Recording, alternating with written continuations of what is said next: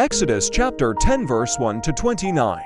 And the Lord said unto Moses, Go in unto Pharaoh, for I have hardened his heart, and the heart of his servants, that I might show these my signs before him, and that thou mayest tell in the ears of thy son, and of thy son's son, what things I have wrought in Egypt, and my signs which I have done among them, that ye may know that I am the Lord. Default text. And Moses and Aaron came in unto Pharaoh, and said unto him, Thus saith the Lord God of the Hebrews, How long wilt thou refuse to humble thyself before me?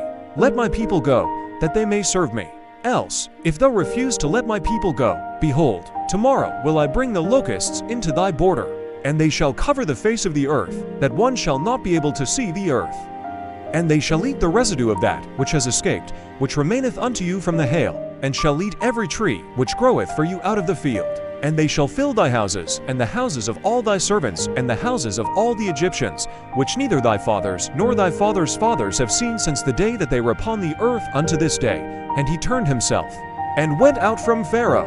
And Pharaoh's servants said unto him, How long shall this man be a snare unto us? Let the men go, that they may serve the Lord their God. Knowest thou not yet that Egypt is destroyed? And Moses and Aaron were brought again unto Pharaoh. And he said unto them, Go, serve the Lord your God. But who are they that shall go? And Moses said, We will go with our young, and with our old, with our sons, and with our daughters, with our flocks, and with our herds will we go, for we must hold a feast unto the Lord. And he said unto them, Let the Lord be so with you, as I will let you go, and your little ones. Look to it, for evil is before you. Not so. Go now ye that are men, and serve the Lord, for that ye did desire. And they were driven out from Pharaoh's presence. And the Lord said unto Moses, Stretch out thine hand over the land of Egypt for the locusts, that they may come up upon the land of Egypt, and eat every herb of the land, even all that the hail hath left. And Moses stretched forth his rod over the land of Egypt, and the Lord brought an east wind upon the land all that day, and all that night. And when it was morning, the east wind brought the locusts, and the locusts went up over all the land of Egypt, and rested in all the borders of Egypt. Very grievous were they. Before them there were no such locusts as they, neither after them shall be such. For they covered the face of the whole earth, so that the land was darkened. And they ate every herb of the land, and all the fruit of the trees, which the hail had left, and there remained not any green thing in the trees, or in the herbs of the field, through all the land of Egypt. Then Pharaoh called for Moses and Aaron in haste, and he said, I have sinned against the Lord your God, and against you. Now therefore forgive, I pray thee, my sin only this once, and entreat the Lord your God, that he may take away from me this death only.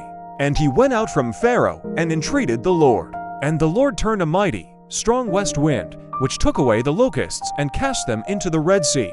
There remained not one locust in all the borders of Egypt. But the Lord hardened Pharaoh's heart, so that he would not let the children of Israel go. And the Lord said unto Moses, Stretch out thine hand toward heaven, that there may be darkness over the land of Egypt, even darkness which may be felt. And Moses stretched forth his hand toward heaven, and there was a thick darkness in all the land of Egypt 3 days. They saw not one another, neither rose any from his place for 3 days.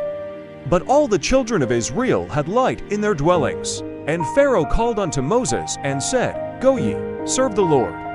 Only let your flocks and your herds be stayed. Let your little ones also go with you. And Moses said, Thou must give us also sacrifices and burnt offerings, that we may sacrifice unto the Lord our God. Our cattle also shall go with us. There shall not a hoof be left behind. For thereof must we take to serve the Lord our God, and we know not with what we must serve the Lord until we come thither. But the Lord hardened Pharaoh's heart, and he would not let them go. And Pharaoh said unto him, Get thee from me, take heed to thyself. See my face no more, for in that day thou seest my face thou shalt die. And Moses said, Thou hast spoken well, I will see thy face again no more.